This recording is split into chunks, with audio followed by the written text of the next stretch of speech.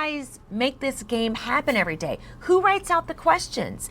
Well, here is Charles, who every morning gathers our scripts before the show starts and sends them to a faraway land where they make up questions based on what I'm going to say on the show. Tell me, Charles. We try to put the whole thing together as much as we can here, but we do need a little help. So we kind of have these people in Canada. Canada rocks. But we had these people in Canada, this company called Live Hive. First half of the questions, though, like for getting the scripts out to Live Hive, it's only part number one. We've also got the second part, which is actually monitoring some stuff.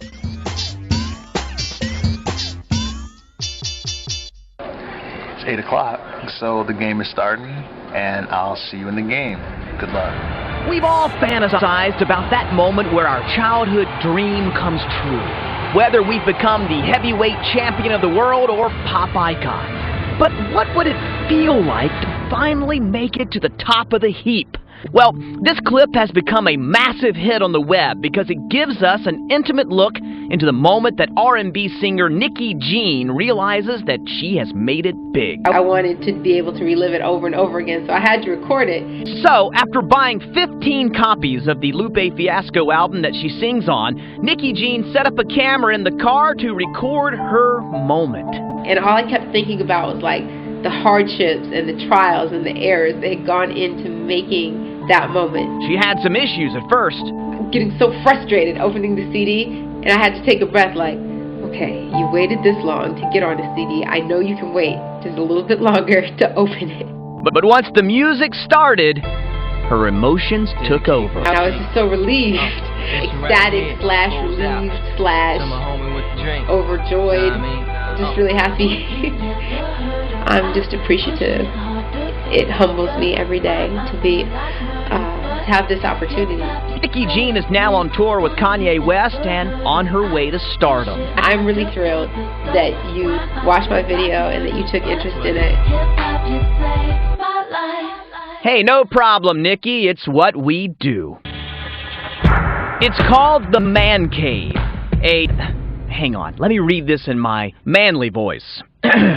It's called The Man Cave, a hallowed sanctuary of unbridled masculinity, where a man can be a man and blob in front of the tube, where he can scratch himself freely, slug beer, and blow hot air out of every orifice. Ladies, enter at your own risk, as a few Studley Eye reporters show us their man cave. This is my man cave.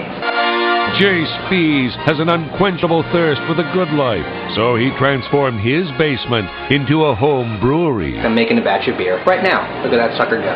Our hero slaves over his vats for hours, perfecting a variety of brews. 5 beer taps are connected to a kegerator under the stairs that dispenses the suds 24/7. Cheers. Cinephile Jared Budge turned his basement into a state-of-the-art movie theater, complete with box office, popcorn stand, and plush chairs. Chick flicks are strictly forbidden. No Oprah, baby talk, or girly gossip here. John Masick's man shed is a shrine to the ones that didn't get away. Needless to say, he won't be hosting any PETA meetings anytime soon. And then there's Kevin Broderick of Kansas City. What happens in his man cave stays in his man cave. A more wholesome environment can be found in Kenny Meyer's Family Man Cave, dedicated to his favorite leatherheads. Eagles! The only thing missing from Rob Klein's basement is Norm and Cliff Clavin. A handmade cherry bar is the centerpiece of his underground tavern. Cheers to you, Rob, for bringing man's second home home. The intoxicating bouquet of leather, testosterone, and hot wings fills Kelly McDonald's man cave. Kelly's a classy guy with sophisticated friends who enjoy a glass of vino. And funny hats. And speaking of class, just when you thought this man cave had it all, the coup de grace. It wouldn't be a man cave without a urinal.